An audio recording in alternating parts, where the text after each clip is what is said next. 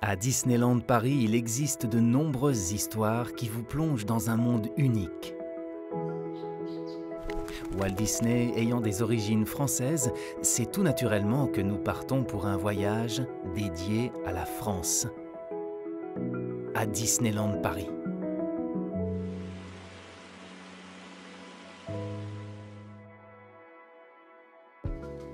On ne peut pas évoquer Disneyland Paris sans mentionner la pièce maîtresse du parc, le château de la Belle au bois dormant. Sorti tout droit du dessin animé, les créateurs du château se sont inspirés des plus grands monuments français. Son architecture montant majestueusement vers le ciel rappelle celle du Mont Saint-Michel. Mais en se rapprochant un petit peu, on remarque certains détails typiquement français. Les tuiles plates et vernissées bleues s'inspirent de l'artisanat de la Bourgogne et des hospices de Beaune. Ici, petit clin d'œil à la gastronomie française, des escargots dorés à la main semblent s'évader des cuisines royales. À l'intérieur, les voûtes décorées d'ornements fleuris imitent le plafond de la Sainte-Chapelle à Paris. Les vitraux, les livres peints à la main et les tapisseries aux murs sont un véritable hommage à l'art médiéval. En haut de la tour principale, et selon une tradition royale, un vitrail est allumé lorsque la princesse Aurore est présente au château, comme au château de Chambord lorsque le roi s'y trouvait. Continuons un peu notre exploration.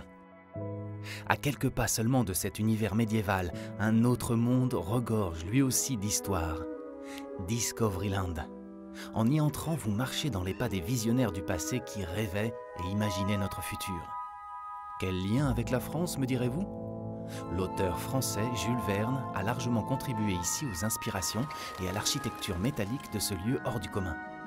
Embarquez à bord du Nautilus pour plonger dans les rêves personnels de Jules Verne sur l'exploration sous-marine.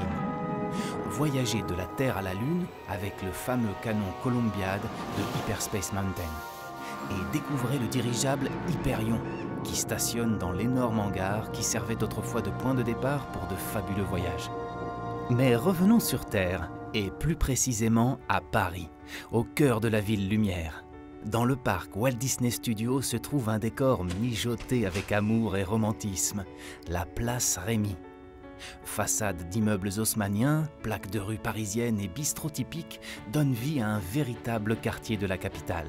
Au milieu, la fontaine rappelle celle de la place des Vosges et fait jaillir la féerie à travers ses bouteilles de champagne qui explosent.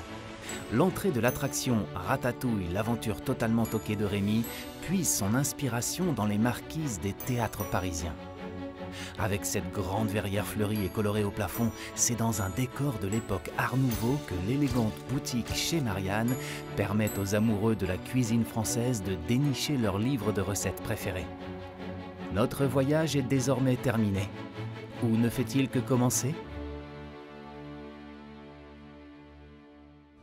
Partagez avec nous vos histoires préférées à Disneyland Paris en bas de cette vidéo.